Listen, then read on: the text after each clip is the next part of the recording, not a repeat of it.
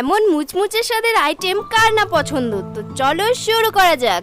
গরম তেলে কুচনো আদা, কাঁচা লঙ্কা দিয়ে হালকা ভেজে নিয়ে জল দেওয়ার পর হলুদ গুঁড়ো, লবণ, লঙ্কা গুঁড়ো, জিরে গুঁড়ো, ধনে গুঁড়ো দিয়ে 100 গ্রাম সুজি ঢেলে দিয়ে কিছুক্ষণ নাড়িয়ে শুকনো হয়ে এলে ওপর দিয়ে কালো জিরে ছড়িয়ে তাতে একটা সেদ্ধ করা আলু মিশিয়ে একটা থালায় তেল মাখিয়ে নিয়ে ঢেলে নিয়েছিলাম। তারপর তাতে 1 চামচ বেকিং পাউডার আর 1 কাপ কর্নফ্লাওয়ার দিয়ে মিশিয়ে নিয়ে হাতে একটু তেল মাখিয়ে নিয়ে গোল করে মাঝখানে আঙুল দিয়ে ফুটো করে নিয়ে এভাবে শেপ দিয়ে দেবেন, দেখবেন দেখতে ভালো লাগবে। সবগুলো হয়ে গেলে গরম তেলে বেশ কয়েকটা করে ভেজে নিতে হবে। এত সহজে এমন মুচমুচে স্বাদের তেলে ভাজা যদি বাড়িতেই তৈরি হয়ে যায়, কি দরকার টাকা দিয়ে বাইরে থেকে কিনে আনার।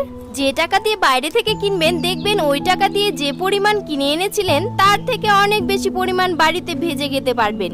এবার সবগুলো ভাজা হয়ে গেলে একটা প্লেটে তুলে নিয়ে সস দিয়ে পরিবেশন করুন। সসটা ছিল কিন্তু লঙ্কার।